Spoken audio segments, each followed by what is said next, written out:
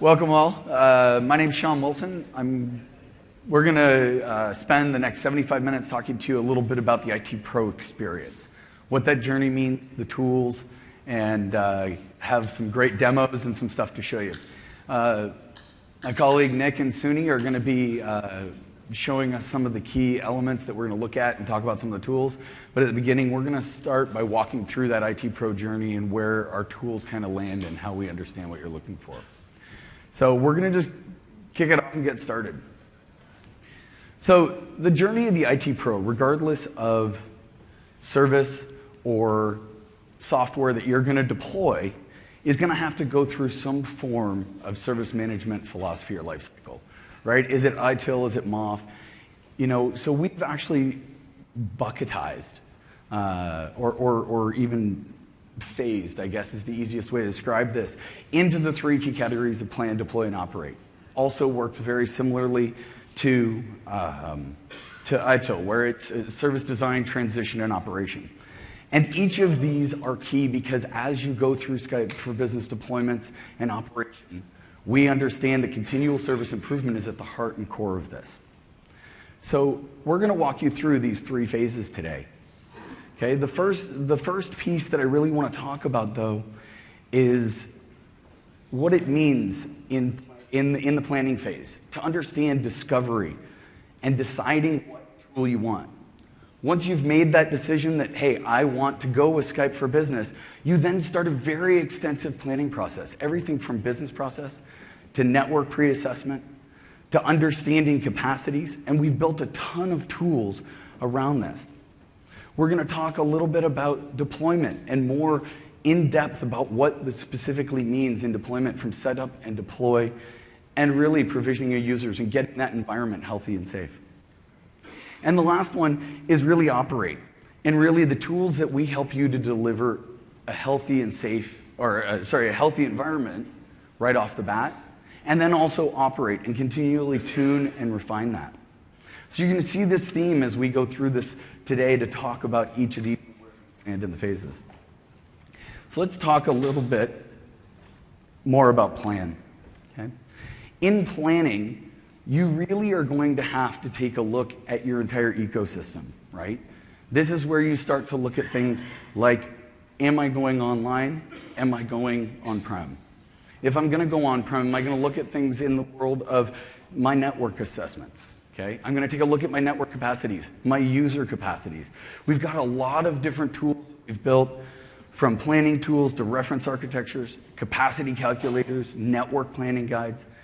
As well, a lot of these tools really help you set up the stage to also then start to understand your business processes.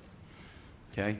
The biggest piece that you need to know before you deploy a new solution is that users understand that when they start to use this, that they're going to be able to adopt it.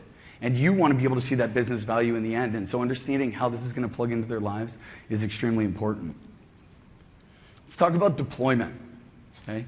At deployment, the setup of starting to set up the racks and the servers and starting to get your OSs and getting your processes in place, starting to align to the platform that you trust. Thank you. With System Center, being able to make sure that you've got that environment in a place that you can start to now go into the deploy phase where you start to install the servers, right? As you start to get into this, you're going to start using things like the topology builder and the Skype for Business server control panel. These tools give you the ability to have full oversight through the entire deployment process. And you'll continue to use that control panel through that operate phase, and we'll talk a little bit more about that in a minute. But then you get to the key, which is where I now start provisioning. And you really are going to want to start to understand your client policies, your dial plans, the pieces that are key and crucial to this all the way through.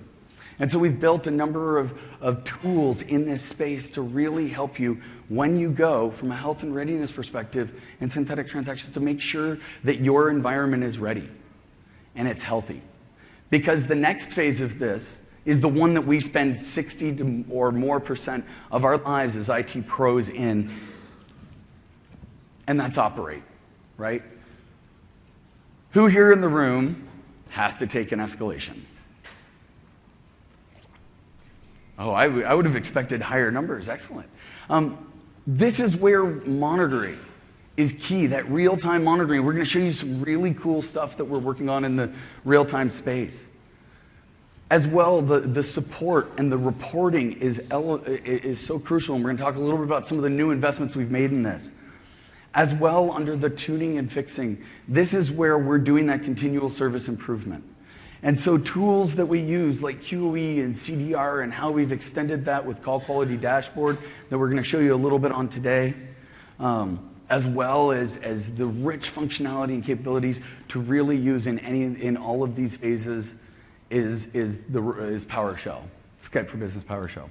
So as you start to understand these three phases of the journey, you now understand, that while you're working on continual service improvement, so are we. And one of the things that we wanted to make sure that we got to share today with Skype for Business Server that just launched and the new client is that we're making improvements with you in mind. Because it is key for us. It is key for us to continually improve our tool set. It is imperative for us to ensure that we understand the pain points in your life cycle, that we start to address those. And so one of the questions I got asked by an IT pro, I got a couple of, hey, what's the driver behind continuing to invest? And a lot of it is actually driven from direct feedback from IT pros to us, through the Skype Experience Engine, or through direct feedback through our TAP program, or through events like this week where we're literally having one-on-one interactions with IT professionals. The other one is, you heard Zatcha say, mobile first, cloud first. Well, the cloud is awesome because it is giving us the ability to learn at scale and to understand what it means to fail fast in a massively huge environment that can't take downtimes. We're also, one of the things that's critical is that we're also taking advantage of those platform improvements that live in System Center or Windows Server or Exchange or AD. Because of the ecosystem and the platform that Microsoft has built that Skype for Business sits on, we're now able to really start to benefit at almost exponential rates because it's not just us as an individual client-server environment on somebody else's platform. And finally is, hey, what's the top requested areas for improvement? Yesterday we did a Yam Jam for Skype for Business, and it was great because one of the things that people were doing is they were actually, as part of our IT Pro community on Yammer, were asking us about, hey, what about this feature? What about this feature? And we actually were cataloging all of those so that we bring those back to the engineering teams. So let's talk a little bit about some of the improvements that we've made. We improved the functionality within Windows Fabric to create better stability. Anybody in here that's had some of the challenges that were faced within Windows Fabric this last year, really for us is paramount. I'm now working in the marketing group. I actually came from Microsoft IT. I worked in Link, running Link for us internally, and I can tell you this was something for us that really impacted us in things like upgrading and updates, which is also one of the things we're going to talk about today is about the in-place upgrade. We're going to talk about some of the other CQM and KHI tools and things that we're going to share there. The Call Quality Dashboard we're going to go into a little more depth on. But one of the things that we're continuing to do, and without reading the eye chart and going through, is that what we're doing is we're making these improvements with the IT Pro in mind. Some of the key improvements on just the patching, taking it from 18 steps to 6 steps, making it more efficient to just relieve some of the burden on the IT Pro that's running.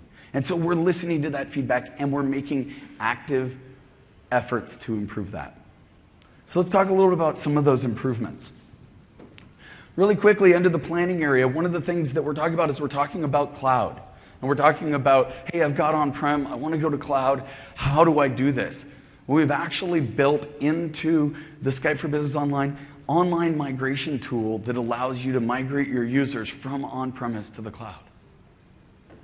without having to use PowerShell. Because a lot of the customers that we were dealing with wanted something that was much more intuitive. One of the things that we've actually done, the improvements I was telling you about, the high availability, SQL Always On, is part of your disaster recovery and capacity planning. As well, we've got the readiness and adoption kit. We've also got some great, and this will be coming out a little bit later in this year, or in the summer, is the full new resources kit. So as you do planning and improvements, this is where we start to think about the pieces you need to do. But let's talk about some of the stuff when we actually get going, right? So we talked about the Windows Fabric update. Okay, this is great, the in-place upgrade. But one of the things about the in-place upgrade that's also awesome is the smart setup, which allows to have all of the appropriate updates in place before you're doing the upgrade. The in-place upgrade we'll talk more in depth about, but as we start to go through this, we're making improvements underneath the covers in Skype for Business Server so that your users are now, when you go to deploy, are in a healthy and at scale state. Improvements that we made in Operate.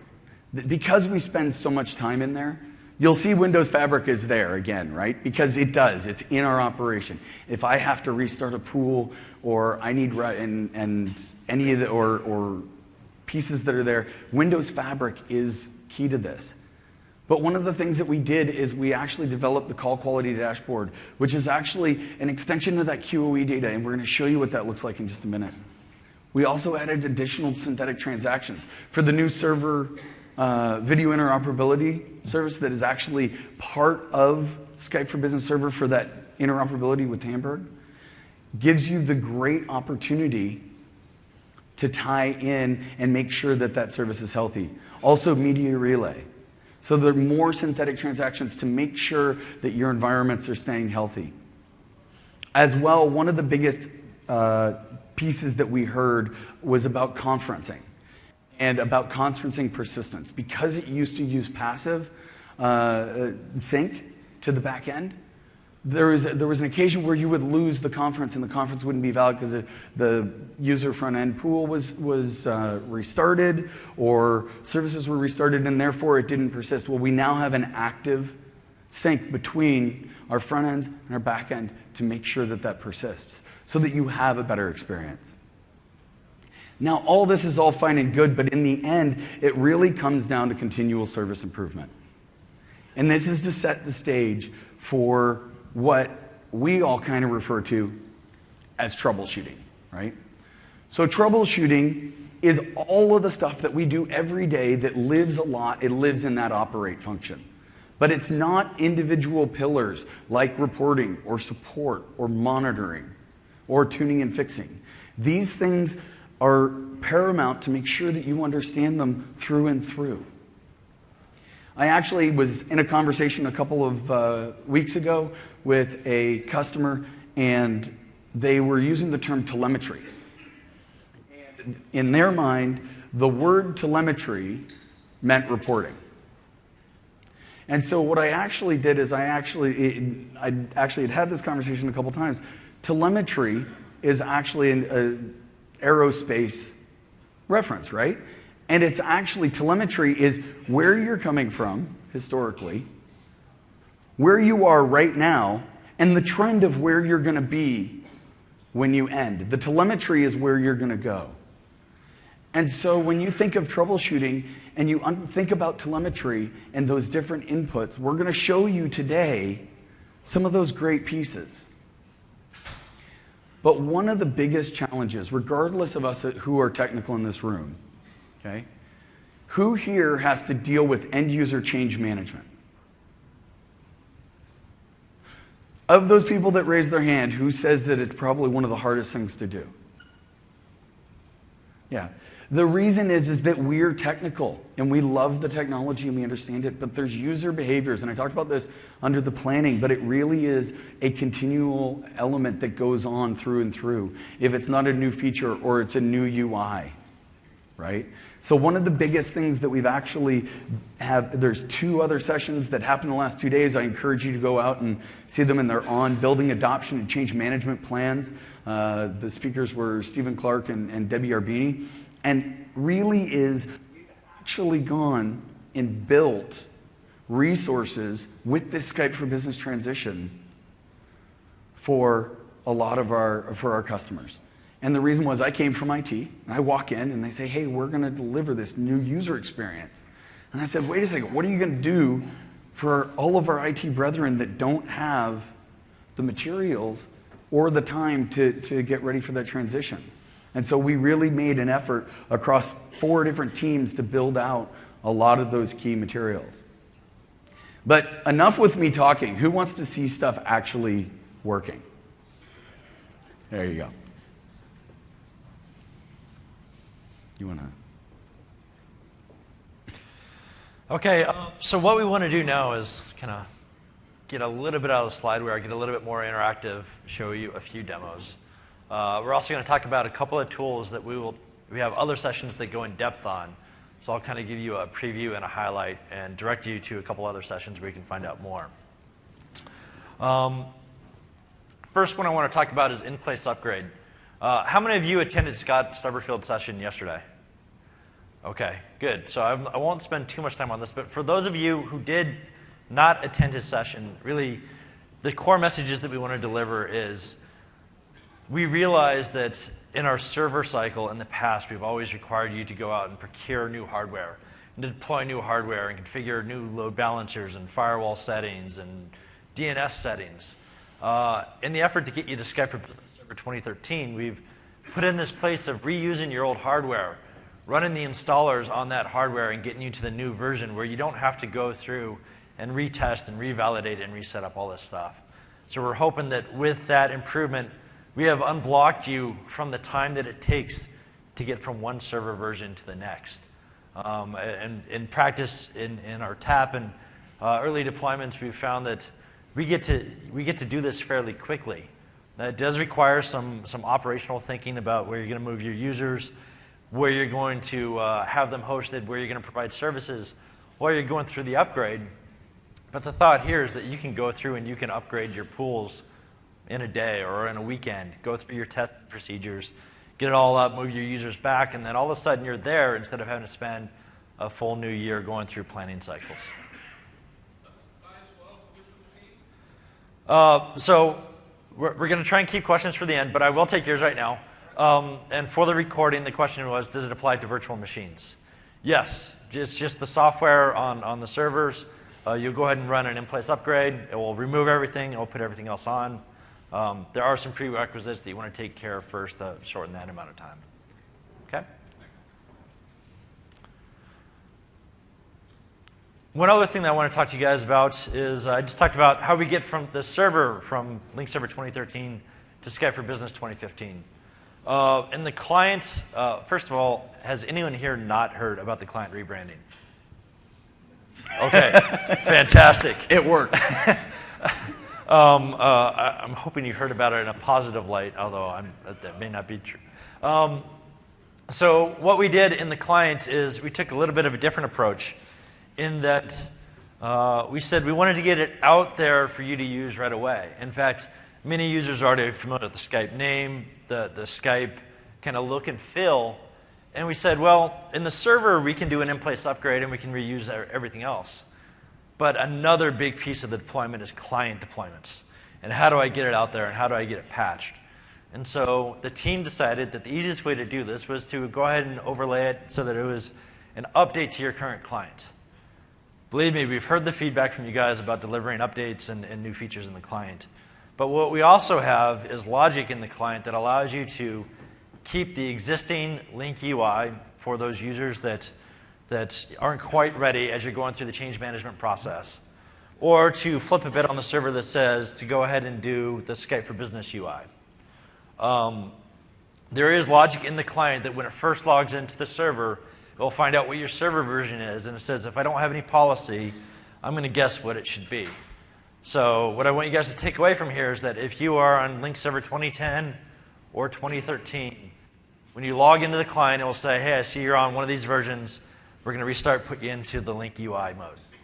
If you're on Link Online or you've already deployed Skype for Business Server 2015, it will say, hey, I understand that you're already here, and we're going to go into Skype for Business mode. But you guys have the ability as an administrator to change that. You can change it at the org level. You can change it at the user level by specifying a client policy that says this is the experience you want to get. And I just want to walk you through that real quick so you can see essentially how easy this is to do. So what I have here, I have a client that has been upgraded to the latest update. It's running against the Link Server 2013 backend. So it's determined that it's already running in the Link UI mode. If I, as an administrator, wanted to go and make this change for my organization or for my users or even just my IT department or my training to get screenshots, figure out what the new experience is like, all I have to do is go on to my servers. We have this built into CS client policies, as I said, assigned to global level, assigned to user level. In this case, I have one policy. It will be global. This is just for demo policies. What you'll see right now is I don't have any setting in there, which means that it detected my server version. It said it wanted to use the client UI. What I'm now going to do is I'm going to set that policy, enable Skype UI to be true. Once I do that, all I have to do is wait a couple minutes for replication. Since we're doing a demo and save time, what will happen is that once that replicates, it will tell the servers that there's this new policy. When the client signs in, it will send it the new policy. The client will also get this policy within 8 hours. The client will always kind of resubscribe and say, what are my new policies? Since this is a demo, I'm just going to go ahead and exit this client to make everything happen a little bit faster. I'll go back. I can see that my policy change is replicated. So I will go back to my client. I will launch the updated client. What will happen, as long as the demo gods are with me today, is it will log in, it will get these new policies, and it will say, hey, I see the administrator's made a change. I want you, he now says that we should be using Skype for Business mode, and then it will prompt me to restart. And of course, the demo god, oh, there we go. So it logged in, saw that, says restart. I then click restart, and essentially I've deployed the new look and feel to the client, allowing users to do this. You can go through and configure this to turn it on, turn it off, both in on-prem and online. Okay?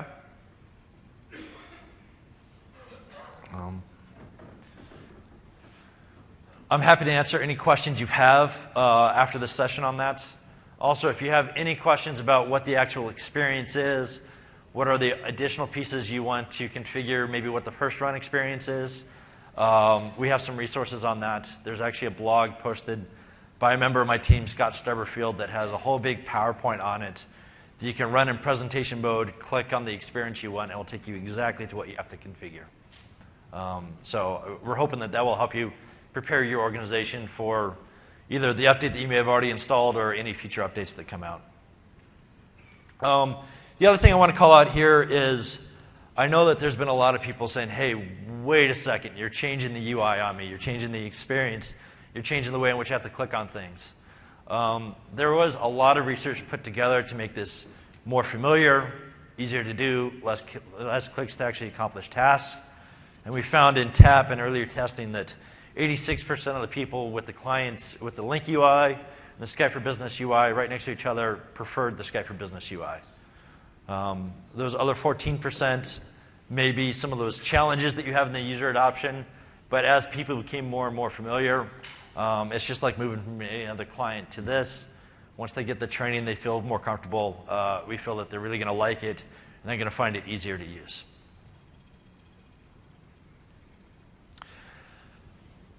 Now I kind of want to get into some of the operational aspects. How many of you know what your or your customers' call quality is?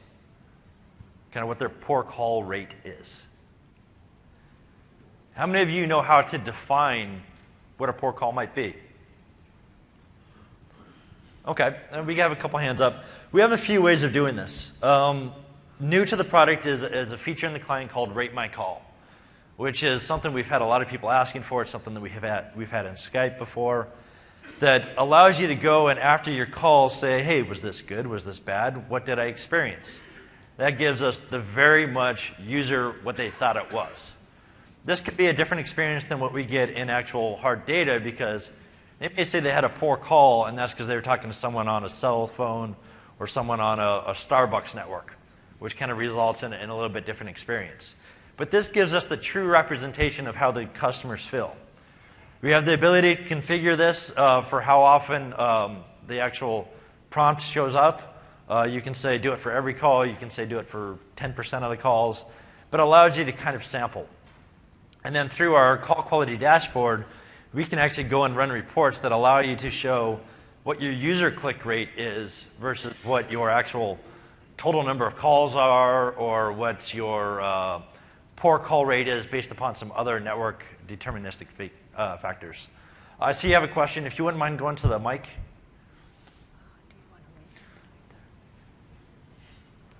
Seeing this end user experience dialogue is a problem that I have consistently with it, is that it doesn't actually allow the user to check boxes which marked call did not complete, or call has no audio one way, or call has no audio both ways, which is regretfully quite a common occurrence. Right. I think what you're talking there is a little bit more in terms of the call reliability for things did not complete. We will definitely take that feedback. We will see what we can do around improving this experience so that they have the ability of actually saying that. Thank you. The other thing that you can actually do in order to understand what your call quality is you can take a very proactive approach, and what a tool my team has developed is called call quality methodology. How many of you have heard of this tool before? Fantastic. Too bad Jens isn't in the room. I'm sure he'd like to see all those hands go up. What this is it's truly a methodology that allows you to go through and proactively and iteratively improve your call quality. What this is it's a tool that you can go run a whole bunch of SQL queries against your QoE database and define the thresholds that you want for call quality. It comes with some predefined ones, but it also lets you set the metrics. This is why I'm saying it's a methodology. If I went and I ran a report against my network and say, show me every call that had more than 0.5% of packet loss, it might come back and say, hey, you have all these different red networks. Or if you said I want to do it at 1%, you may have different red networks. You don't know where to start. Allowing you to tune those different thresholds allows you to say, okay, show me everything that has more than 10% packet loss. Okay, now I have just a couple red networks. I know where to start working, where I can really kind of get those improvements. After you go and run all these different SQL queries, we've added a scorecard. Brings you in, lets you run a spreadsheet, gives you a whole bunch of reports on how many calls you're having, what your percentage of good is, what your percentage of bad is. This is a very good way of with your operations team, going through kind of on a weekly basis and saying, okay, have we made improvements? Where are we making our investments? We will be going much deeper into this tool tomorrow at 9 a.m. In a session about knowing your vital signs. We'll also be talking about another KHI tool there. The other tool that we just shipped, available out on the Download Center, is called the Call Quality Dashboard, or CQD for short.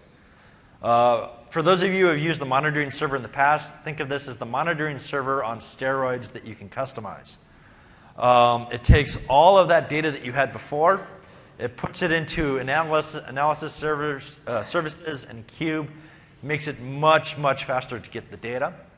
It also has some of the call quality methodology built into it in the box, allowing you to see different kind of reports and where you want to look. The really cool thing about this tool is that you get to go through and you get to customize the reports. You get to say, hey, I want to add this measurement. I want to add this dimension. I want to dig into this data. I want to see what my call quality within this building is.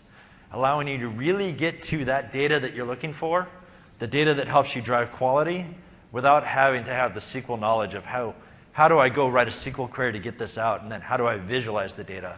It takes all that layer away and allows you to go through and customize it to get everything that you want. We've actually been using this tool to drive a lot of call quality within Microsoft. Couple of sample reports there. The other thing that I want to talk to you about is a tool that Brandon, who's in the back of the room and will be presenting tomorrow, developed, and that's the key health indicators. If you've gone and looked at the performance indicators for the Link server product, you can see that there are thousands of them. And what we've done is we've gone through and we've worked with all the engineering teams and said, what are the most important ones? What are the ones that tell you when you're red, when you're going to start having users see issues? And we've documented those, and we've created scripts that will allow you to go out and collect performance counters, bring them into an Excel spreadsheet, run through all those counters for you, and then give you an idea of how you're doing red, yellow, green. We've also introduced the concept of concentric rings.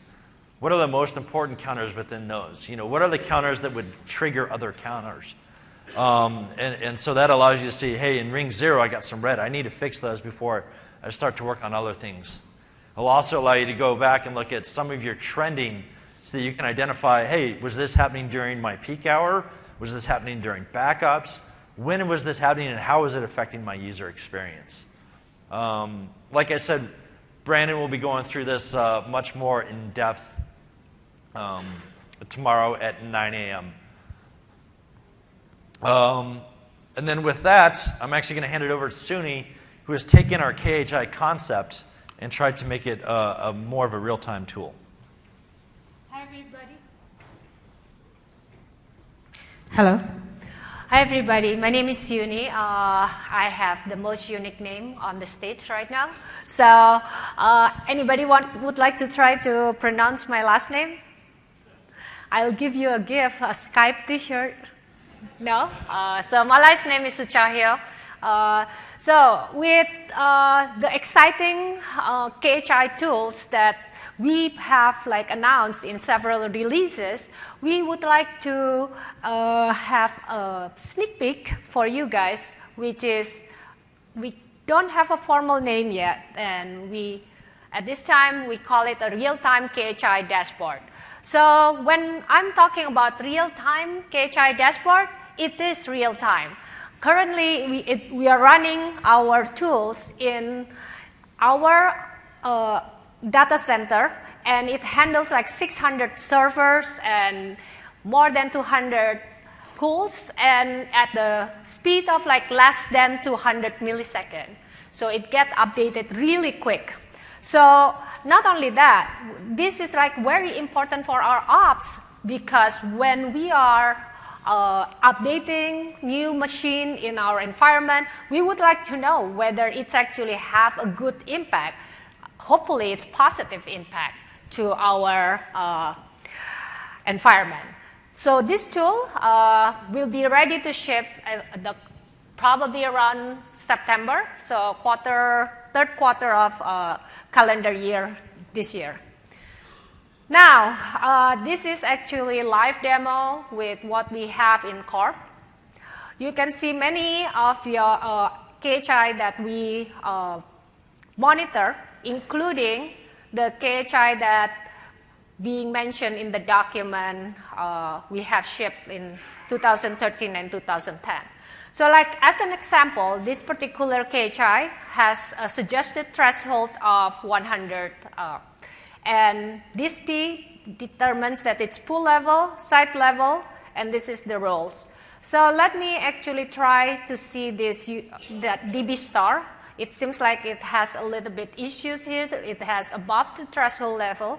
So let me click on the site level and check what is going on. When I expand it to the site level, you can see in our data center in Tukwila, Dublin, Singapore, we actually see that Singapore here has 604, where threshold is supposed to be 100. Again, I could actually get a little bit, I can drill down a little bit deeper by pressing to the pool to see which pool is actually the one that has problem. Bear with me. This is actually very quick. It's just the internet in here was having a little bit slowness. So Suni, while Yes. all right, while you're trying to get that back up, what is the process of trying to take your topology information and getting it into this tool? All right. Okay. I shouldn't distract the person trying to get the demo back up. Sorry.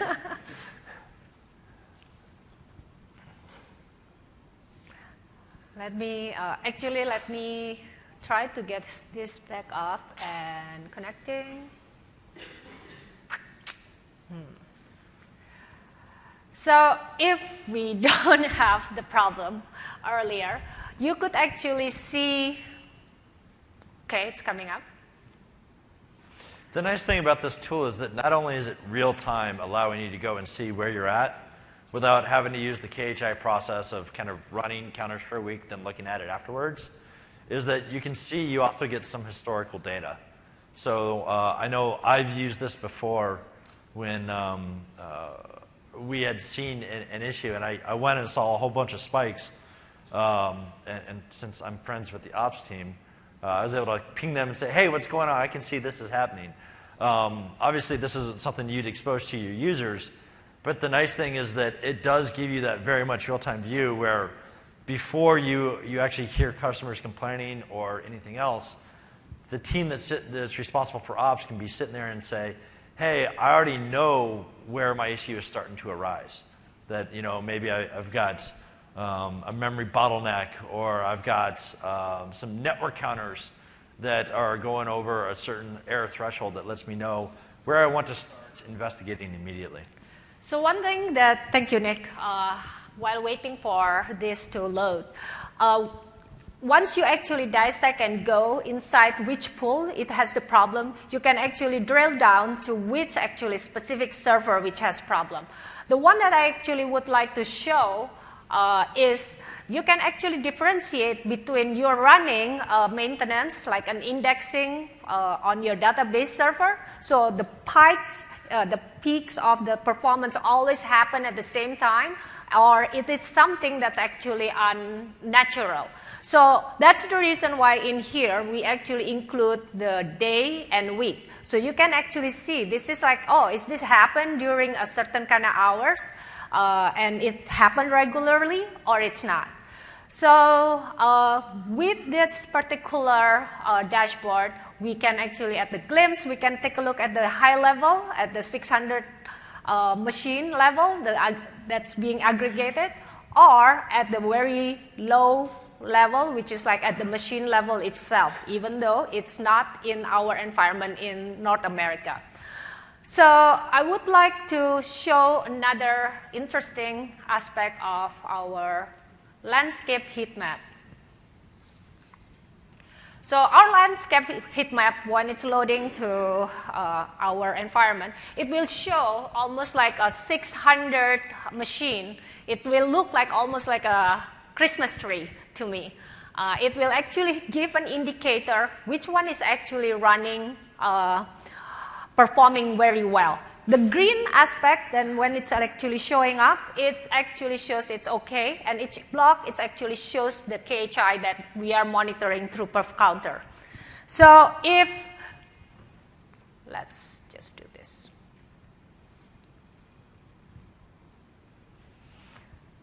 We actually have the option to just monitor the cell that's being upgraded in the real time.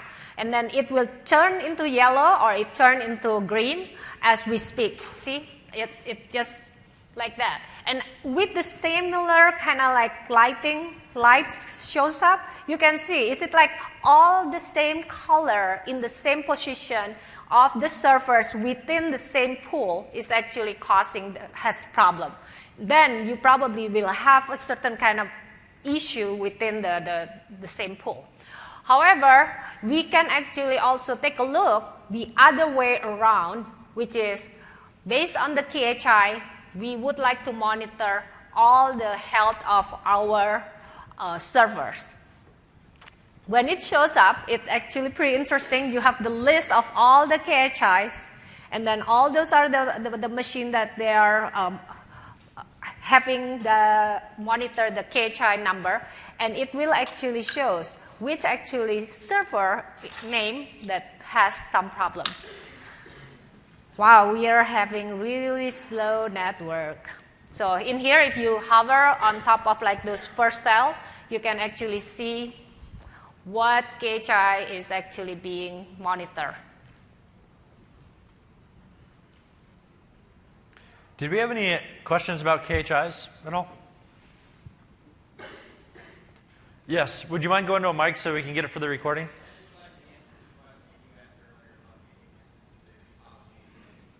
Oh, yeah, sorry.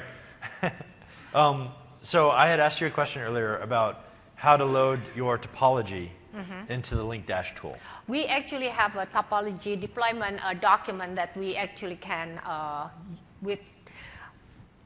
we actually use for in our deployment. But this itself, how we get the information is by deploying a connector or something like an uploading perf counter directly in your FE and all your servers in your deployment. And that actually will send the heartbeat and send all the perf counter information to one centralized place. So let me actually want to point one thing here before I continue.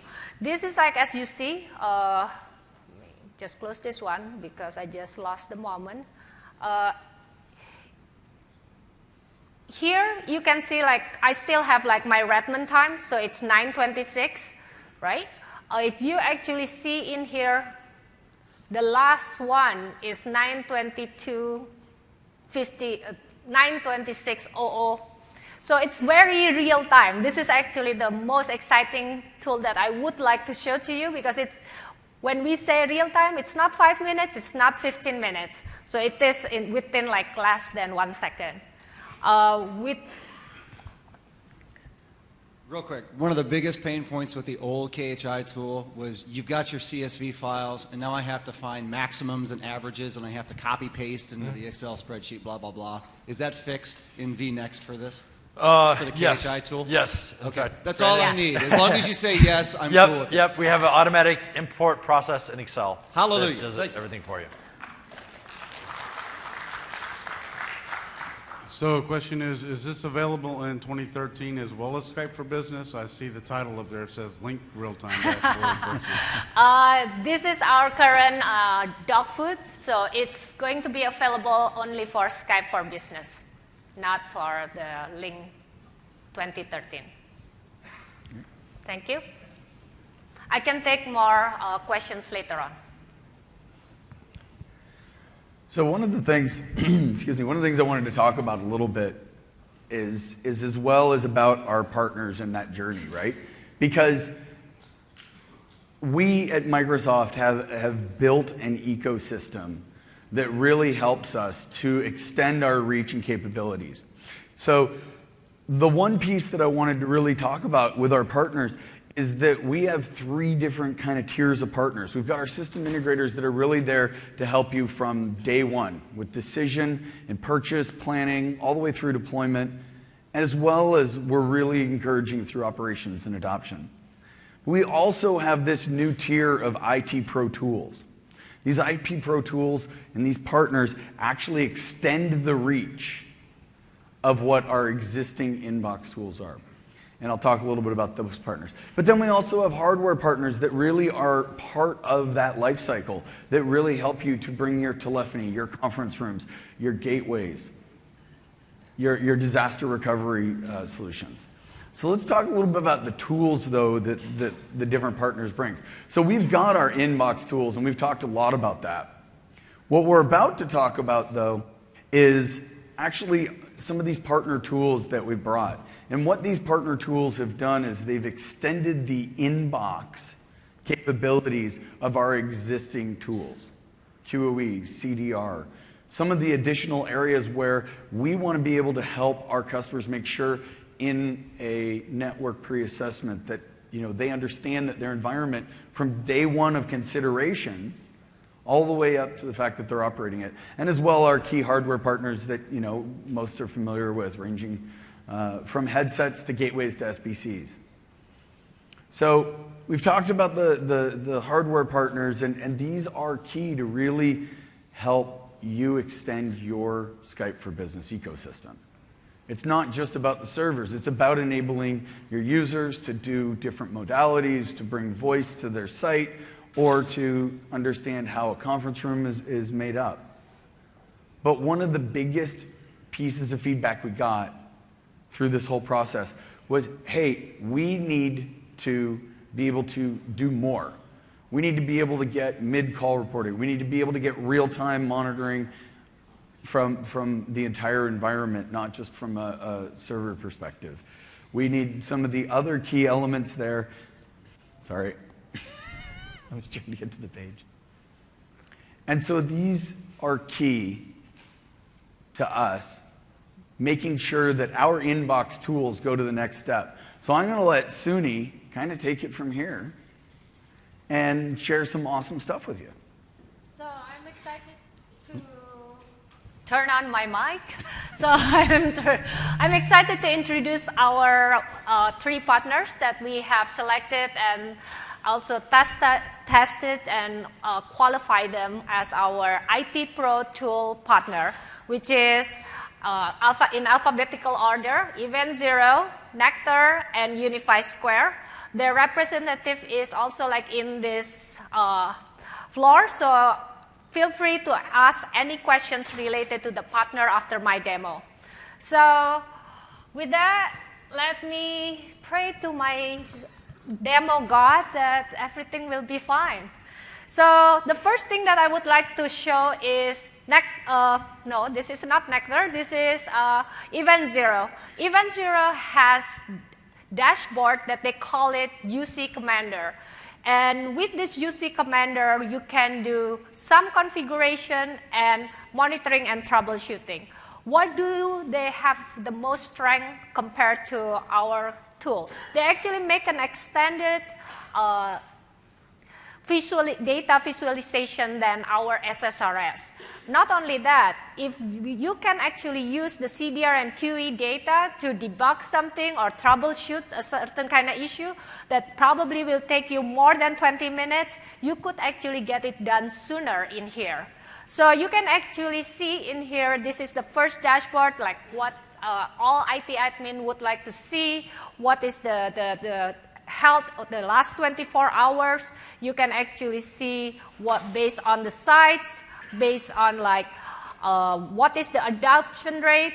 My favorite in this dashboard is the federation, which is we don't even have. We have the information, but we don't have the UI for it. So I would, as an IT admin, I would like to know which actually federated company that that my users are using my link for, Skype for Business for. With this information, I can actually see, this is the particular company that my user used to communicate with, and I can actually track the quality level. Not only that, per site, per PSTN quality, voice quality, it's actually right at the tip of my finger to figure out in 1 second. So let me actually walk you through. This is another thing that they extend our troubleshooting scenario, which is a user-based scenario. So let me use a certain kind of call support scenario where somebody actually calling help desk and ask like, what is going on with my call? Oh, look, David Tucker actually 2 hours ago have a bad call. The quality is 73%. So you can actually even see in this dashboard that like you have recent call. What is your recent call? What is your recent conferences that has been organized, conference that has been attended? So, and then not only that, you can actually keep track of like what is that particular user endpoints and what is the most frequent endpoints that particular user use.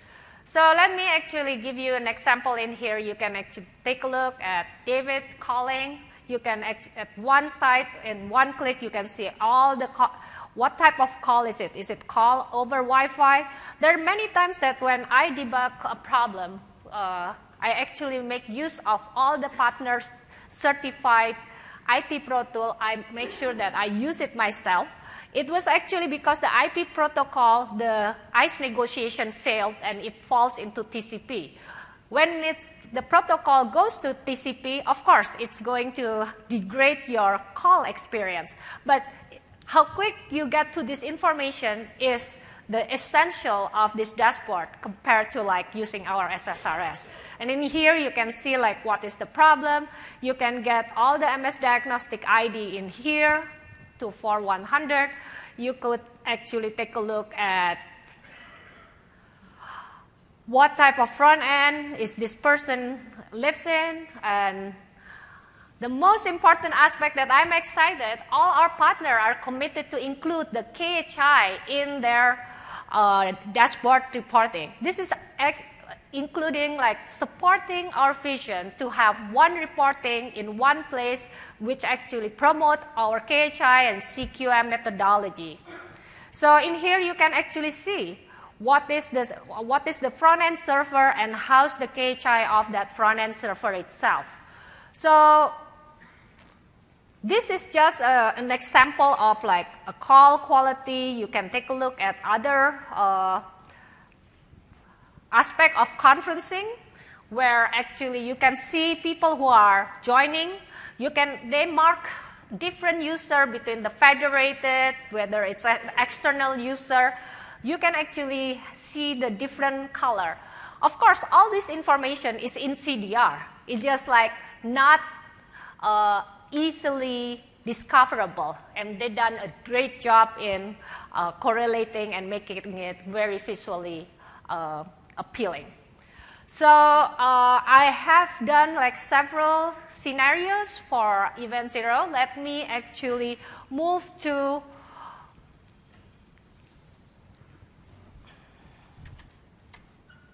our next partner demo, which is Nectar. So with Nectar, one of their strength tools that's filling the gap to our tool system is network assessment. Many of our customers who would like to deploy even enterprise voice were having trouble with achieving a certain kind of quality for audio and video. Most of the time, it was because their network was not set properly, or that network bandwidth was not ready to take the heavy load of our audio and video. And here is where Nectar jump in and help our customer to do the assessment to ensure the good quality of enterprise voice deployment in their environment. What do? This is the ideal solution. When the end of the result of their report, it will show green, 3D green. It means like all 24 hours within a certain kind of day of duration, 2 weeks, they run a certain kind of like stress test.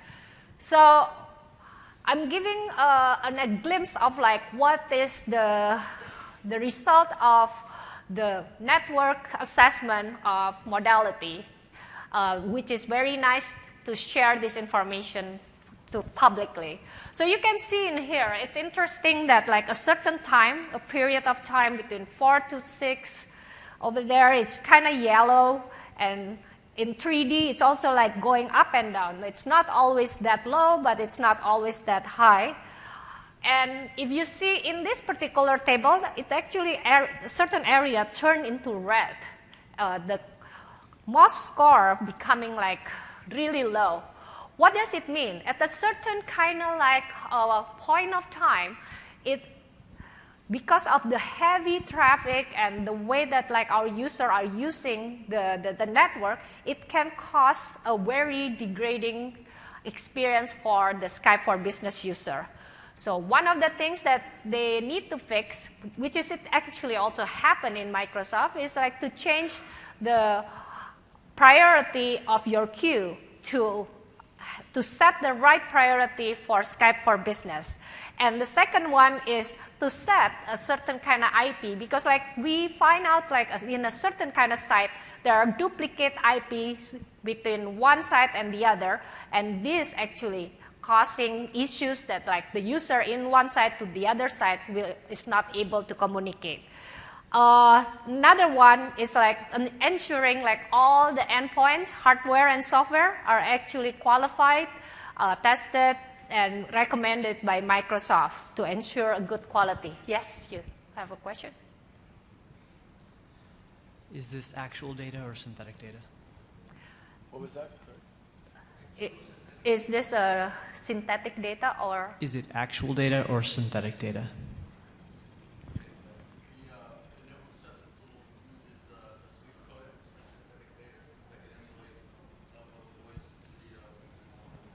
So, David, could you? yeah, the answer given by one of the Nectar people in the front row is that the codecs use synthetic data to go through and validate. So the answer to this is synthetic.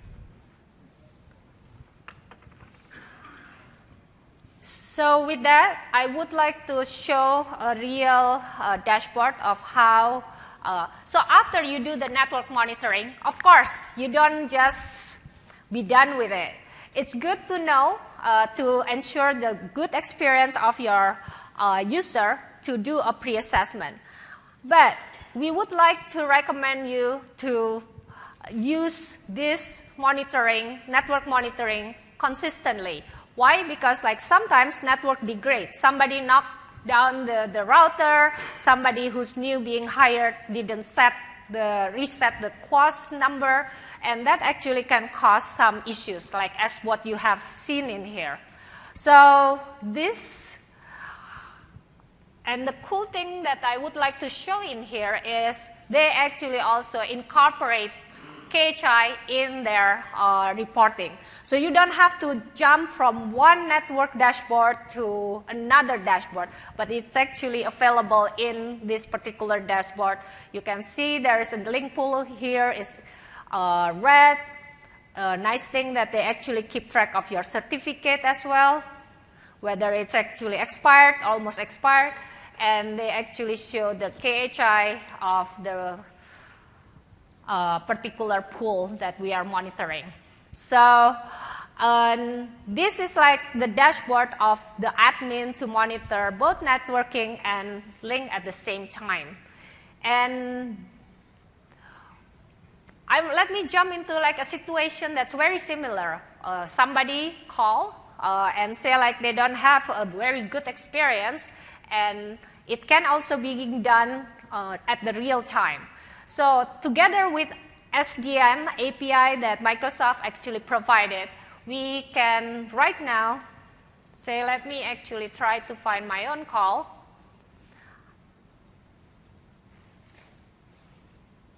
The last previous 24 hours, I would like to see what is my actually experience here. I started by Moss. And I can actually see here as well which one has the highest jitter and network loss. This happened at 12 o'clock. Let me check the path that this particular call went through. So you can see in here, there is an ID of from and to, and the from and to information is coming from the SDN API. And each of the analyzer that deploy here will provide whether it's green when it arrives to that particular analyzer or not. In this example, for example, is there's a problem with this Ethernet. You can take a look at the QoS.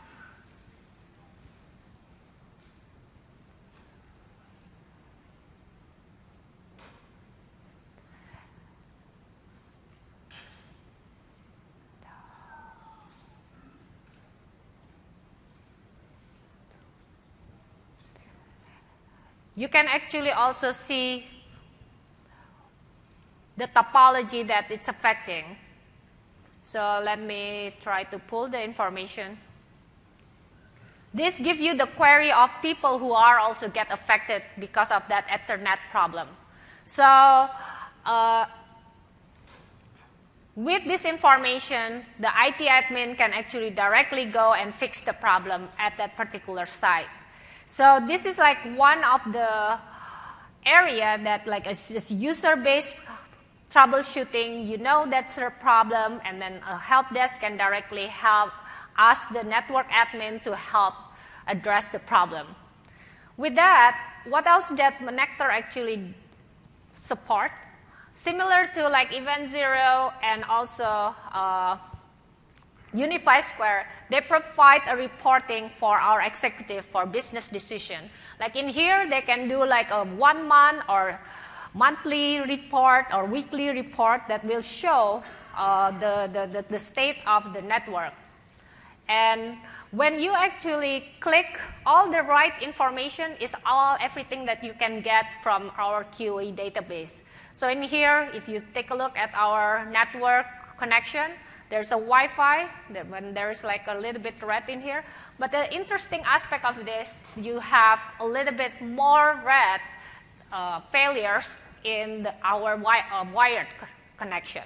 And people actually, even though they use wired, they don't have a good experience using Skype for Business. And they can easily find out where is it, which building, and how to address the problem. With that, I am going to show you our next partner demo, which is Unify Square. So one thing that I'm very excited about Unify Square is their strength in monitoring externally. They hosted the probes or their synthetics in the cloud. They actually is able to check like whether a certain kind of thing like your edge server, your PSTN gateway is still running properly. So in here, for example, and tie all those information with our CDR and QE data as well. And for example, in here, there's a failure, and you get the automatic root cause analysis. But on the other hand, you can actually see how long they have been failing and how many times.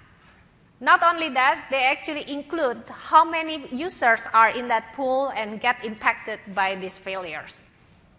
So these are the failures detailed. These are the synthetic transactions that they run through their hosted environment.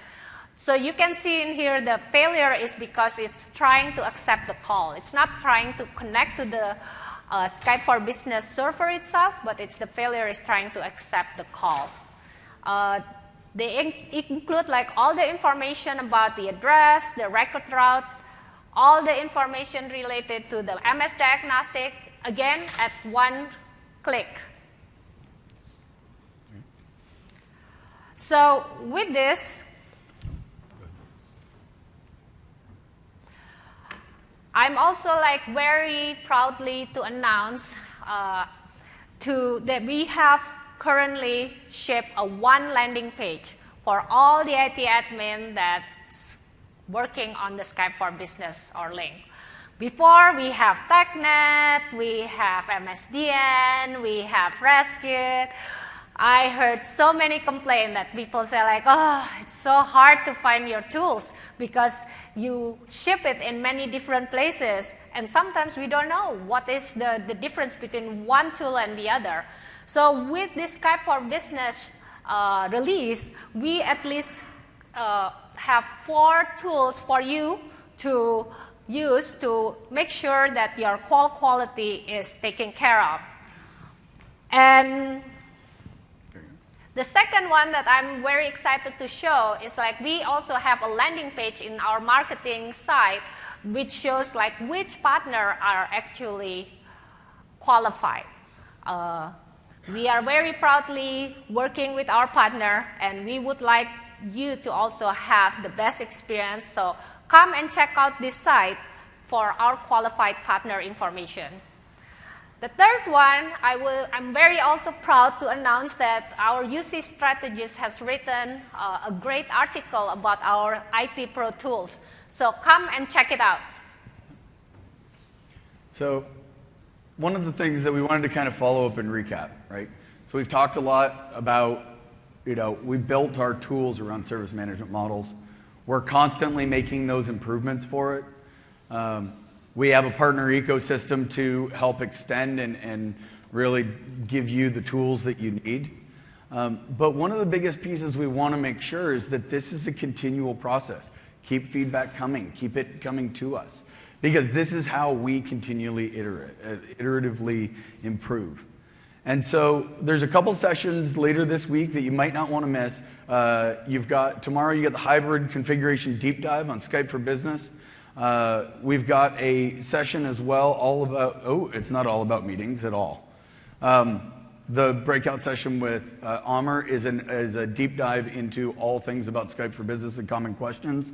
And then the Skype for Business server vital signs is being done by Brandon, who's sitting in the back, Andrew and Jens, who are going to talk a lot about KHI and CQM. But what we'd like to do is kind of open it up. We've got about 9 minutes left to get some questions and really get a chance to have some interactive conversations. I would like to also invite our partner, one representative with me here to answer question. One from Unify Square, one from Event Zero, and one from Nectar, please. Thanks. Go ahead. I apologize if I missed this earlier. Of the 3 tools that you demoed, are those on-premise tools or online tools or actually in a hybrid situation? Currently, they are set for server on premises. Okay. Are the vendors able to, on their roadmap of doing anything with online or hybrid? Are you talking about our partners? Yes. So our partner currently support an on-prem solution that you actually can deploy their solution in on-prem, but they can also provide a solution which is being deployed on the cloud. So do a cloud connect. So your data goes to cloud and they help you manage your data that way. So nothing like you have to manage your connectors or your... Are you referring Skype for Business Online? Correct. Yeah, so that was what he's referring. So currently, no. We actually kind of trying to get our partner to work to support both work. Okay, thank you very much. 2 quick questions. The KHI tool that you guys demoed, is that going to ship a separate download like the CQD does? Yes, and it will be available on that webpage that I put over there. The updated KHI spreadsheet is available now. Right. The link dash will be available later this year. Sorry. And then the networking white paper, it's fabulous. Is that going to be updated to reference all the new Silk codec support at some time in the future? We're going to be working with teams to identify how we can update that and when we can. Okay, thank you. I had a quick question about the... Can you to your speak? mic. Oh, I'm sorry. I had a question about the partners. Do they all require a client-side piece? Or, do we have to install something on the link servers to make them work? I think currently we have to have something that's being installed at the Skype for Business side of it. Yeah. So the answer to that is, really that it is server side. Some of these actually have client side attributes to be able to pull some of that data as well. Do any of the partners have customization for regional or subnetting type information? We've had some challenges in the Link product itself when defining subnetting, supernetting. Do you guys have any mechanism to customize supernets in your reporting?